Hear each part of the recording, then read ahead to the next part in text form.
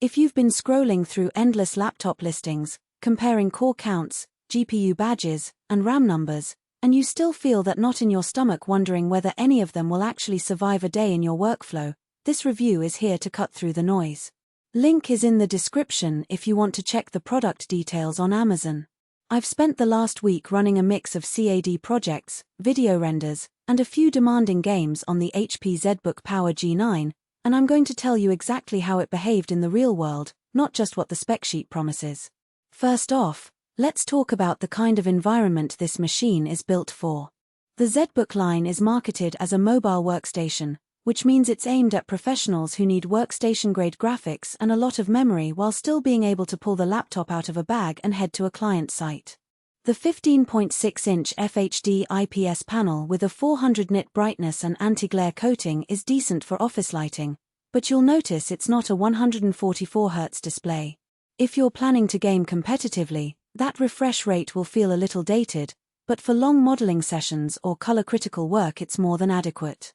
The heart of this notebook is a 12th Gen Intel Core i7-12700H vPro.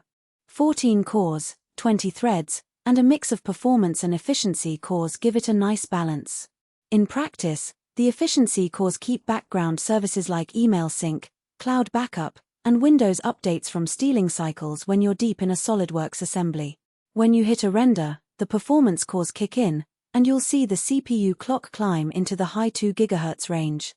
I ran a 30-minute V-Ray test on a medium complex scene and the laptop finished about 12% faster than a comparable i7-11800H model I've used before, which suggests the newer architecture is actually translating into time savings, not just a higher number on the label. Graphics are where the ZBook Power makes a clear statement.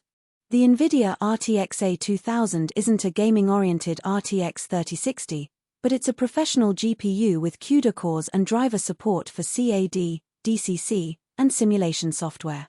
In a real-world test, I opened a 2 GB 3D model in Autodesk Revit and rotated it smoothly at 60 frames per second, even with several viewports open. When I switched to a modern game like Cyberpunk 2077, the frame rate hovered around the low 30s at 1080p with medium settings enough to be playable, but you'll feel the compromise.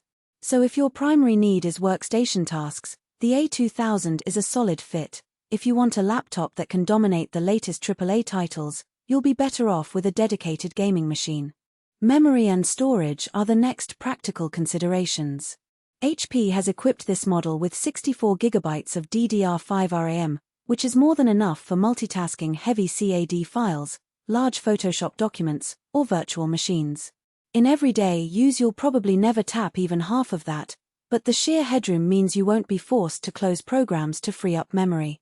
The 2TB PCIe SSD gives you a lot of fast space, and the NVMe speeds translate into near-instant boot times and quick file transfers. I copied a 10 GB video project folder and it finished in under 30 seconds, which is impressive for a laptop in this class. The downside is that the SSD is soldered, so upgrading later isn't an option. You're locked into the 2 TB you buy. Connectivity is surprisingly generous for a 15-inch chassis. 3 USB-A ports, a Thunderbolt 4-slot, HDMI, RJ45 Ethernet, and a fingerprint reader give you the flexibility to dock at a workstation, plug into external monitors, or keep a wired network for stable large file transfers. In my home office I connected a dual monitor setup via HDMI and Thunderbolt, and the laptop handled the extended desktop without any flicker. The RJ45 port is a nice nod to professionals who still rely on wired networks for security or bandwidth reasons. Many ultra-thin laptops have ditched it entirely. Now, let's address the hidden trade-offs. The ZBook Power is a relatively heavy beast at around 5.5 pounds, and its chassis, while sturdy, is not as slim as a consumer Ultrabook. If you travel daily and need to pack light, the weight and size will become noticeable. Battery life also reflects the workstation focus. With the 90Wh pack, I got roughly 5 hours of mixed usage email, spreadsheets, and occasional render bursts before the charger was needed. That's fine for a day at the office with a power outlet, but not ideal for a full day on the road. The keyboard is backlit, which helps in dim environments, but the key travel feels a bit shallow for those who type for long stretches. It's not a deal breaker but worth noting if you're sensitive to feel.